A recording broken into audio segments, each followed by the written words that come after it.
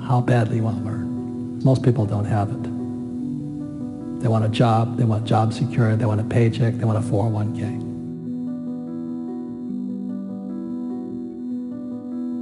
You've got to be so much smarter. If you want to be poor, I hate to say this, you can go to school, but you still won't learn anything about money. You know, there's a lot of people who can't make $1,000. And the reason they can't make $1,000 is because mentally, emotionally, spiritually, and physically, they're not capable of making $1,000, whatever the case is. So Kim and I today are in the multi-millions of dollars in making money. But we wouldn't have gotten there because one time we were having trouble at $1,000. So every time we had a problem, we had to get bigger than the problem. For many people out there with a $1,000 problem, they're not going to solve the problem until they personally develop themselves mentally, emotionally, spiritually, and physically to be bigger than a $1,000 problem. There's 4 types of mindsets. One mindset is, I must win. Another mindset is, I must be right. Another mindset is, I must be liked. And the other mindset is, I must be comfortable. So the people who must be liked and the people who must be comfortable will probably never make it as entrepreneurs, simply because, you know, we hear it all the time. I don't really want to be rich. I just want to be comfortable. You know, I want to be with all my friends, have them like me. Well, they should not be entrepreneurs, they should be employees. The rich don't work for money. My way of teaching is to first put doubt in your brain, to challenge your belief systems.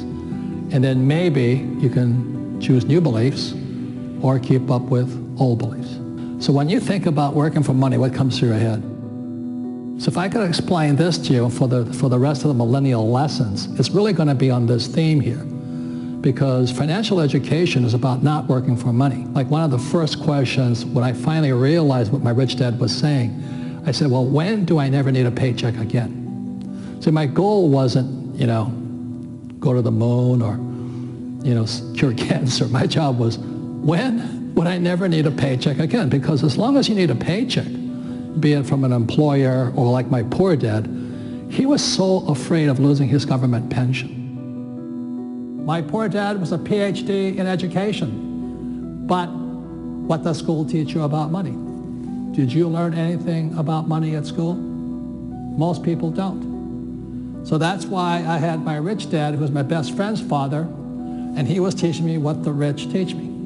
If you want to be poor, I hate to say this, you can go to school, but you still won't learn anything about money. And education is more important today, but what do you learn about money? Most kids now going to school, they're coming out of school deeply in debt with student loans, still not learning anything about money. Look at the middle class. You know, they may have high-paying jobs, but the jobs are going away. One of the most important things you have in your life is time. It's one of your greatest assets, or it's your liability. And being, you know, I just turned 70, and I have friends who have nothing. I mean, they have zero. Now they've made a lot of money, but they have nothing here. They have nice houses, nice cars, you know what I mean? And being young is great, except it can be a liability to you. Because when you're young, you're just having a lot of fun and life's exciting, you know, it's new. But the thing is so many people spend their time focusing here. They want to make a lot of money. And I can hear it in their words. I want a career. This is career. Okay? Or I'm going to start my own business. And this is the chart here, which we've seen. This is the cash flow quadrant, book number 2. E is employee. S is small business, self-employed, or a specialist like a doctor, lawyer, web designer. B is big business, 500 employees or more. And I is professional investor. The big mistake I see young people make is they focus here. And the words are, I want to do what I love. That's the track. You see, in real life, sometimes you have to do what you hate. Like people think I like to write books. I hate writing books. But it fills my purpose in life. It's not my passion, my purpose in life. because my purpose was to get here. I had to learn what I didn't want to learn. I had sometimes to do what I hated. I had to learn about taxes. I had to learn about debt. I had to take classes. I had to learn about insurance. So I was doing a lot of things I hated doing so I could come over here.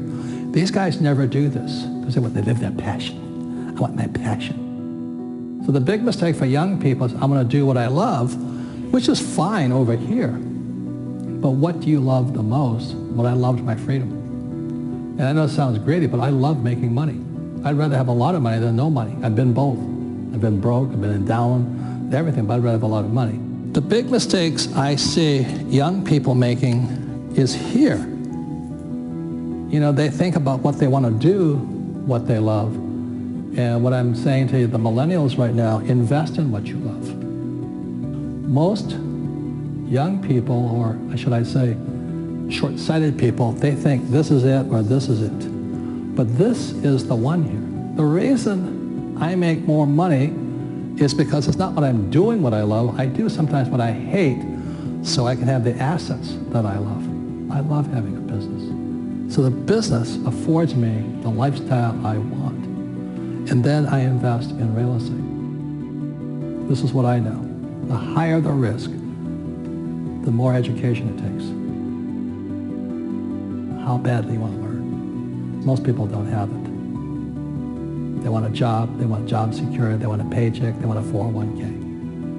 And that's why they don't get to come here. That's why they don't get to come over here. Nothing right or wrong, you know. I don't ever want to be here. I knew when I was your age I wanted to come here, but the higher the risk, the higher the returns, but also the higher dedication, education, and study you have to go through. You've got to be so much smarter. And most people, they have it. They have that ability to be that smart, but they rather do what they love rather than invest in what they love. As you know, we learn little to nothing in school, but in fact, you'll find out that going to school actually diminishes your ability to get rich. You know, so that goes counter to what everybody tells you. Go to school, get a job, and you'll make money.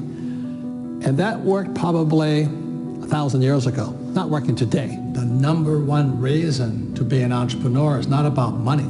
The number one reason to be an entrepreneur is personal development.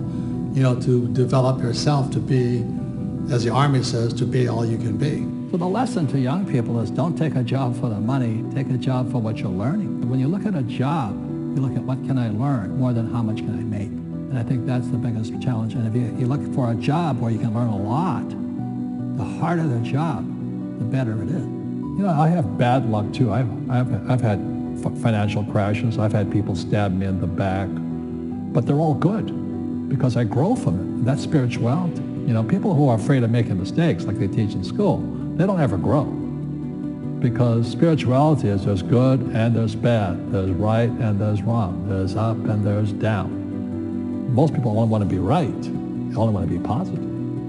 Well, you can't have that. That's not reality. And the average person, the reason they're poor is they haven't failed.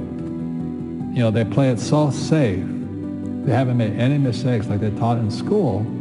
That means they don't learn anything. That's why the school system's actually fundamentally corrupt.